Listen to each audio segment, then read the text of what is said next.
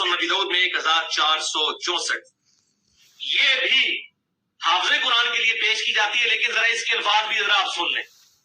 عربی میں الفاظ ہے یقال لصاحب القرآن، قیامت والے دن قرآن والے سے کہا جائے گا.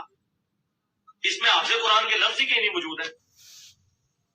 صاحب قرآن، صاحب قرآن کون ہوگا؟ جو اوپر والی حدیث میں آپ سن چکے، جس نے قرآن پڑھا، سکھایا اور اس کے مطابق عمل کیا. حافظ قرآن میرا چیلنج ہے کہ کسی حدیث میں حافظ قرآن کے لفظ ہی کوئی نہیں موجود ہے. میرے بھائیوں، جھوٹوں کو سینگ نہیں ہوتے. اس طرح کے جھوٹے دنیا میں بہت ہیں، لیکن یہ سب سے بڑا جھوٹا ہے، اس لیے کہ یہ دین پر جھوٹ بولتا ہے، حدیث پر جھوٹ بولتا ہے. کس طرح اس نے چیلنج کیا کہ میرا چیلنج ہے، کوئی حدیث دکھا دیں حافظ قرآن کے لیے، کوئی لفظ ہی دکھا دیں حافظ قرآن کے لیے. کتنا بڑا جھوٹا ہے، اپنے آپ کو علمی کتابی کہتا ہے.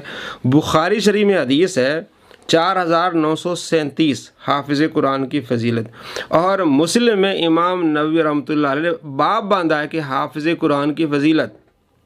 تو بخاری میں 4937 نمبر حدیث ہے. آپ علیہ السلام فرماتے ہیں اس شخص کی مثال جو قرآن پڑھتا ہے اور وہ اس کا حافظ بھی ہے، مکرم اور نیک لکھنے والے فرشتوں جیسا ہے.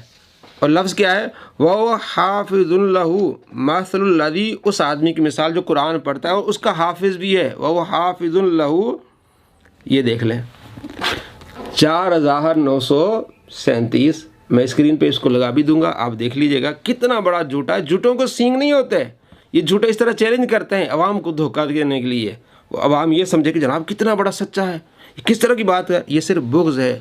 اولیاء سے بغض، اللہ کے ولیوں سے بغض، علماء سے بغض، اب حفاظ قرآن سے بغض، قرآن سے بغض، تاکہ لوگ حافظ نہ بنے. حافظ کی تو فضیلت کوئی نہیں.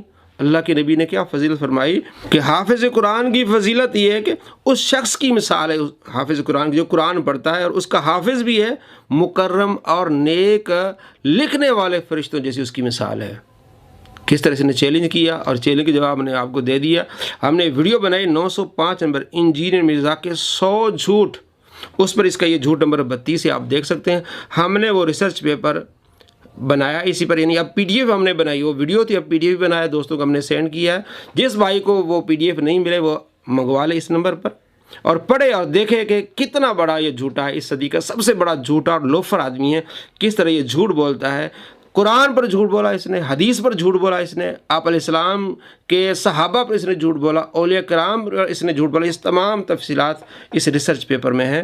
ویڈیو بھی آپ دیکھ سکتے ہیں 905 نمبر ویڈیو.